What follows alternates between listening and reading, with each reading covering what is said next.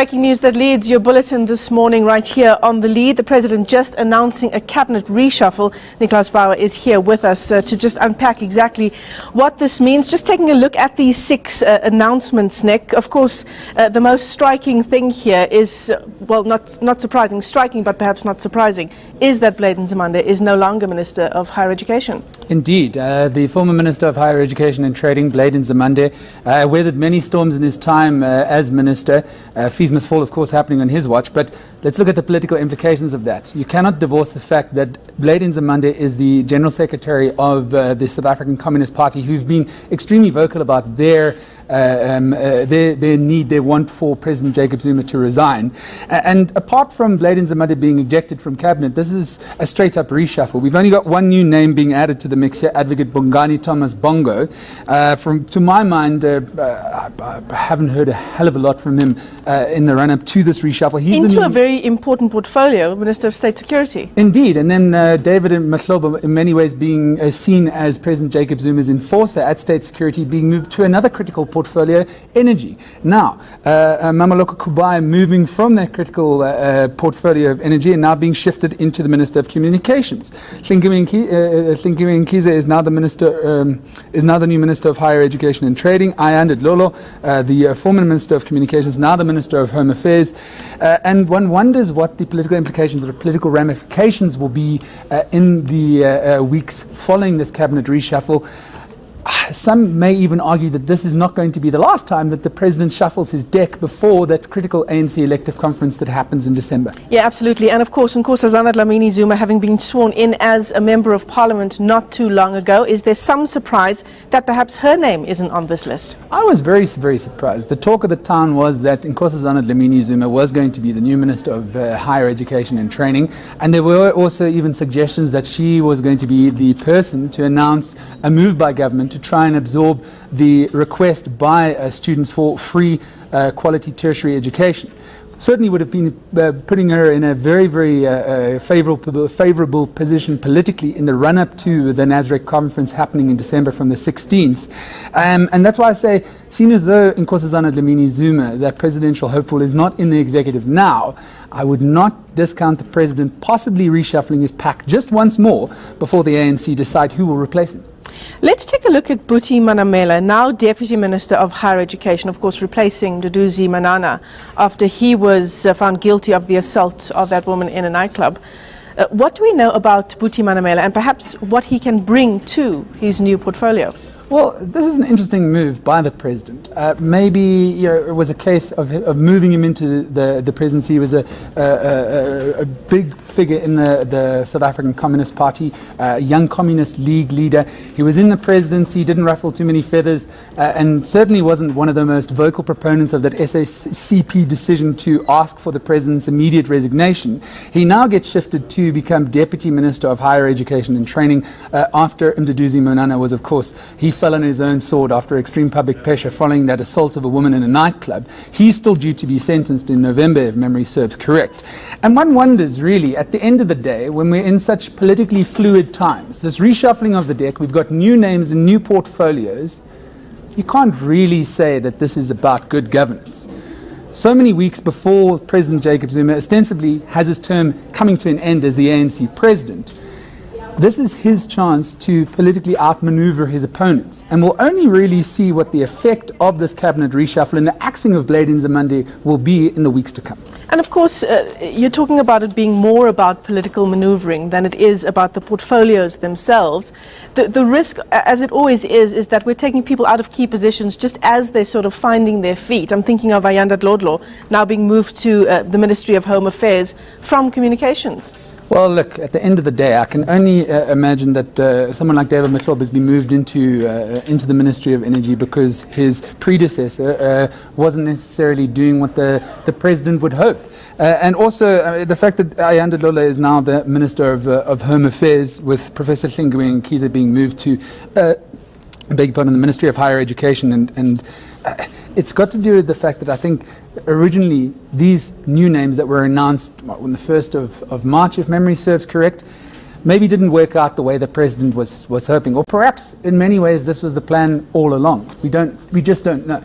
All right, there we have it up on your screens now. Just the replacements, the shake-up taking place in some of the portfolios in government. Our reporter Nicholas Bauer, thanks very much for coming on to try and help us unpack exactly what this means.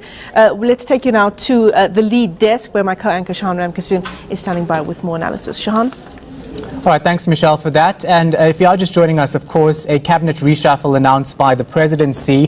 One unfamiliar name is that of Bongani Bongo, who's now the Minister of State Security. We have some information on him. He comes from Mpumalanga, of course, an ANC member, and has been sitting on the following committees in Parliament: the Portfolio Committee on Defence and Military Veterans, Committee on Justice and Correctional Services, as well as the Committee on Constitutional Review and Committee on Defence. Also on the ad hoc committee on the funding of political parties. If you look at his attendance in Parliament, he's been doing actually quite well, according to some websites. 80% attendance in 2017 and 77% in 2016. So that'll give you some idea of exactly who the new State Security Minister is. Of course, we'll have more details on that later on in our shows. But let's get more a reaction to this story. I'm joined in studio by our senior researcher, Angelo Fick. Angelo, of course, some would say it's no surprise that Blade Nzimande is out. No, but what it does open the door to is that the Presidential Commission on Fees is supposed to have come back to us in July. This now becomes the hot potato that Mkize has to run, because universities themselves are not quite in open panic, but fairly close to it, because they have to set their fees for 2018. New applicants into the university and TVET systems have to start budgeting for next year, and if people don't know what the funds are going to be for the universities, and worse, what the fee increases are likely to have to be for 2018, people entering the university system or trying to return in second or third year may now sit with a situation where Mkize has to explain the hot potato of what the Presidential Fees Commission is likely to say in their report back, which the President has had since July. And let's look at the energy and communication portfolio as well. Let's start with communications. Mamabolo Kubai moving from energy to communications. Ayanda Dlodlo was not in that position for a very long time in the first place. No, and she was, I presume, the hope of Cabinet that she would be able to do quite well in the position. And I think that there have been some, shall we say, wobbles in the last couple of weeks around the appointment of the SABC board. And so her move into Home Affairs is possibly to replace Mkize, who's been moved out of Home Affairs to get rid of Blade Nzimande. But then that leaves the gap in communications, which has now become the former energy minister's position. And now in the energy position is somebody who might be seen to be far more liable and open and, shall we say, pliable to the President and other people's ambitions in the energy sector, David Mahlobo, the former Minister of State Security. It's very interesting if you look at the energy sector, given the scandals around government's decisions regarding our energy stance in the country. Would you say rather that this new appointment is going to do exactly what the President says? Well, we don't know, because there's very little time left in this calendar here. We're now in the middle of October. We know that Parliament goes into recess fairly shortly. We also know that the ANC has its elective conference in December. So how long these people will be in these positions is all dependent on what happens in December, and whether one part of the ANC wins that conference, or whether the status quo exists because another part of the ANC wins that conference and people get to keep their positions. What's likely to happen is, if there is a different president from the one that Jacob Zuma would like,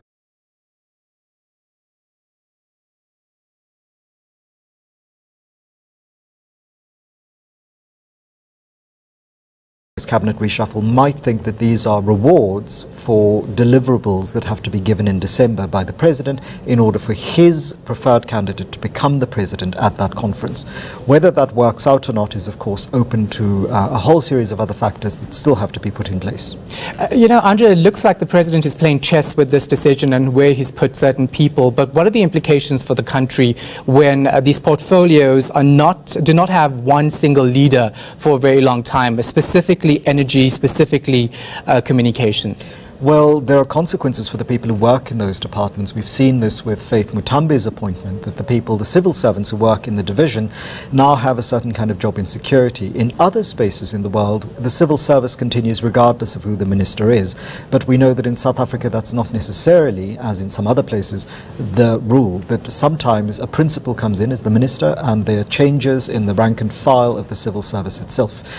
Should that happen here, there could be consequences for delivery, there could be consequences for ordinary South Africans who depend upon the civil servants in those divisions having continuity. And if you don't have continuity in the civil service underneath the ministry, you could have delivery issues.